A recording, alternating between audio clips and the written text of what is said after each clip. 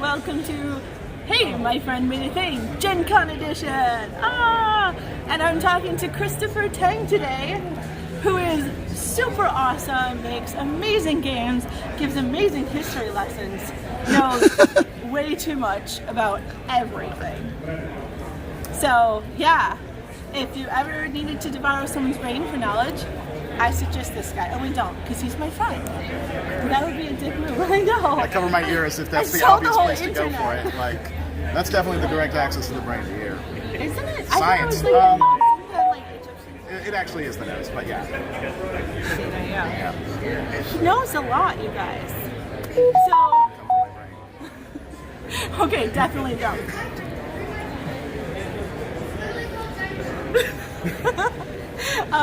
Okay, so tell us all the cool stuff you're doing. Like, what are you working on? What are you making? I do so many cool things. You do so many cool things. I'm so busy all the time. Tell us a little bit about all of them. Fantastic. Some of them. So a lot of people at Gen Con, game creators, would know me as the indie guy, game guy at Drive-Thru RPG. That's so true. He's it is my job, but also my privilege to help game designers, to help develop people, to get them from where they are to where they want to be. Okay. To take people who have never published, who maybe have just a page full of handwritten notes and dream of being big someday, all the way up to people who have booths at Gen Con, helping them get to the next level. I actually didn't know Drive-Thru RPG did that. So you provide like real material support and knowledge to people to like get their stuff together. I teach people how to use the tools on the site, but I also talk to them about, okay, here's what you need to be doing off the site to get better. And I'll do read-throughs and give pointers on games.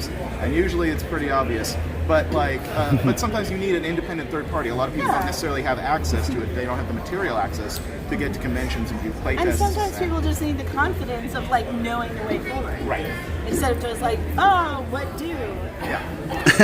So I mean, that's so cool. So that's one of the things I do. Okay, what are the other things? Other things I do. You mentioned I do games. Yes. I'm currently in development of a game that is based on a fantasy version of Thailand.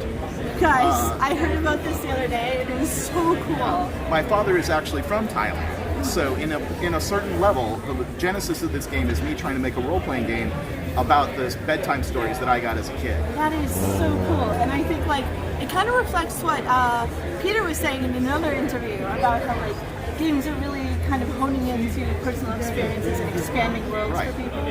Yeah, so I work on that. Yeah. In addition to that, I am one of the runners of a live-action role-playing game. Oh. That is a post-apoc Western game. So we put on cowboy hats and shoot Nerf guns at And that's each other. like an ongoing. Yes, it's an ongoing campaign Where game. is that? It's in a location called Possum Trot. It's near Knoxville, Tennessee. It's an Old West recreation town. Oh, so we're wow. literally in an Old West town. I didn't know that was a thing. It's totally a thing. Oh my gosh, you guys, you have to go. If you ever go to Possum Trot. Possum Trot. That's not a real place. Okay, the watch name of us the from river Tennessee. is Possum Trot. Is that a fucking real place? It's in a town called Oneida, Tennessee. Oh. That's the name of the town is Oneida. Okay. But my game, which it runs 4 times a year, is after the end. Okay. It's a live-action role-playing game I run with a fantastic staff. So that's another thing I do. Oh, what's the name of your Fantasy Thailand? Fantasy Thailand. The current working title is The Lost Tales of Ayutthaya.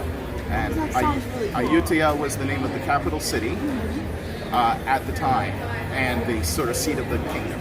Yeah, you were telling me like it's set during one of the eras. Right. So between the 1400s and the 1700s, with a little bit of vaguely fantasy-ish, like kind of here's what's going on generally, because there are significant works of literature based in that time period that are kind of vague about the time, and they are written by Thai people, both during that time and after, about that time. And so that's my primary inspiration. So you have like contemporary sources and then later later sources, but are by Thai authors as the main inspiration. Oh, that's so cool. I'm really excited about that. Do you have anything else to tell us about? Yes, I am also a slush reader / assistant editor for a podcast called Cast of Wonders. It's a young adult fiction, speculative fiction, so fantasy, horror, science fiction. That's like everything I love. And we focus on marginalized experiences. So since it's YA, there's a lot of diverse people, diverse authors. We have a lot of gay kissing, basically, because it's a YA thing.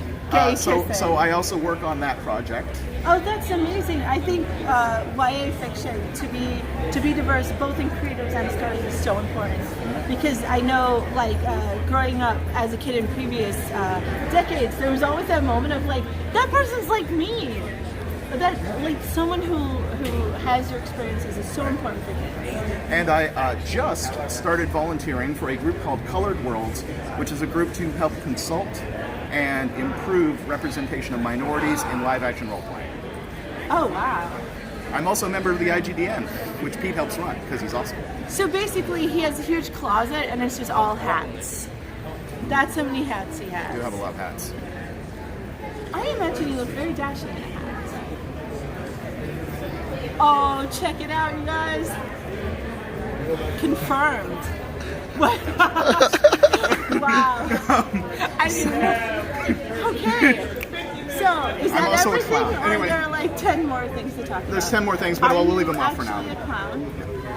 Damn, I was hoping that was. So, Aren't we all clowns on a certain level? But I'm not. I'm never silly very, or embarrassing. very dignified. So that's all the projects I'd like to mention for now. Oh, that's amazing. These all sound great, and I will have links to them in the description if there is a link. Probably once I'm home from Gen Con. So tell me something that's happening right now in gaming that gets you super excited. Well, one of the things that I am really, really honestly excited is something that doesn't make a lot of headlines, but fortunately, as somebody who works with Drive-Thru RPG who gets to see literally every game ever, a trend that is catching on more and more that I'm really excited about is game makers working on accessibility for their games, on ways on embedding and preparing their files in a way so that hearing impaired people, sight impaired people, the ways to make games and the way technology is evolving to make games more accessible.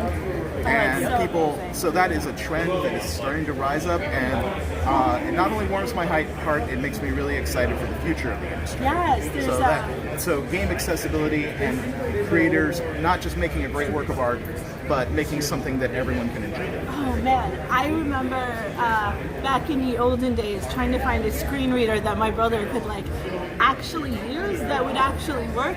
So to have just more people being able to play games, that is truly exceptional. That's really cool. Also thanks to Peter Petruccia who is filming us right now. Thanks Peter. And thanks for coming. What? Did you He flicked us off in Britain. British viewers. Pete was trying to not be rude. That's right. Also, that was also not code. Don't read between the lines. Everything is good. Shadow puppets. Somebody said, "Hey Chris, what's up?" But it wasn't for me. All right. And I think we're done. Yeah, so thank you so much for coming on, Chris. And thanks for watching, everybody.